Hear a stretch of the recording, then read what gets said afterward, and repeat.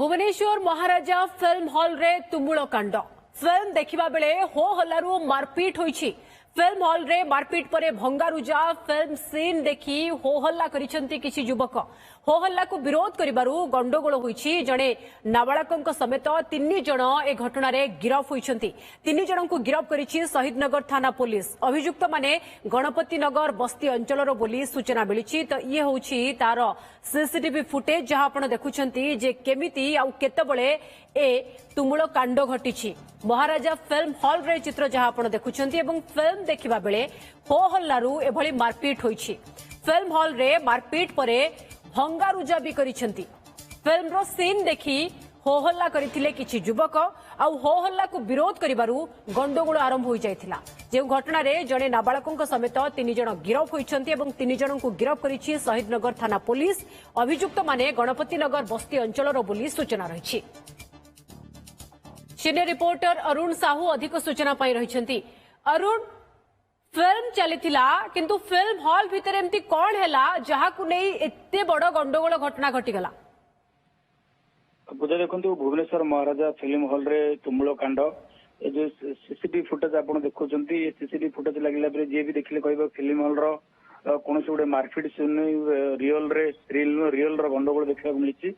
Film hall चलता बेले एक सीन देखी जहाँकि होल्ला किसी युवक करते जहाँ गोटे उच्च बाच होता जुक्ति तर्क होता परवर्ती समय अन्य देश को होल्ला कर विरोध कर पाटितुंड होती। फिल्म हॉल मैनेजमेंट हस्तक्षेप कर युवक मैंने आक्रमण कर घटना घटी शहीदनगर थानांचल एक हॉल रे जो भाव में आप देखुचे सीसीटीवी फुटेज 50 अधिक युवक रुंड होती किभली भाव में युवक मान जो 2-3 जन युवक अच्छे गुड़े गुड़े पिटुंट।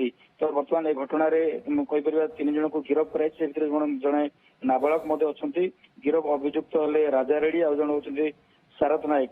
तो ये अभियुक्त मान घर हूँ गणपति नगर अंचल जिते फिल्म चली फिल्म सीन रही जो देखिए जो कौन गोटे सीन अच्छे फैन फलोर्स हूँ कि फाइट सीन हो कमेडी सीन को लेकर हल भितर गोटे पाटितुंड करती सिटी मारती कि एक सीन आसी जहाँफल परवर्ती समय से मध्य गोटे कहीपर कमेंट पास कर स्थिति होती कमेंट को लेकर होहल्ला होती परवर्ती समय आक्षेप परफ कर जहाँ को लेकर पाटितुंड होती जो बाहर को आसती ये जो प्रिमाइसेस भितर किभली भाव में गंडगोल होती तुमुल कांड घटी गुड़े गुड़े पिटुंट हल कर्तृपक्ष हस्ताक्षेप फल हल कर्तृपक्ष आक्रमण कर। तो ये भितर पुलिस आसी पहुंची से बर्तमान गिरफ कर अधिक तदंत चली सीसीटीवी फुटेज आधार तदंत चलती परवर्ती समय गिरफ्तारी संख्या बढ़ी पारे बोली आशंका करा जाउछि।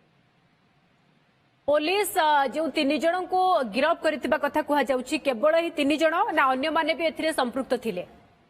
देखो सीसीटीवी फुटेज आप देखुए कि भाव में 30 ରୁ 40 युवक रुंड होती खास कर देखिए 2-3 जन युवक जब देखिए पूरा पॉइंट आउट हो भाव में फिल्म रो फाइटिंग सीन भली गुड़े गुड़े मारुंट कोई भाव में मराठा आक्रमण कर।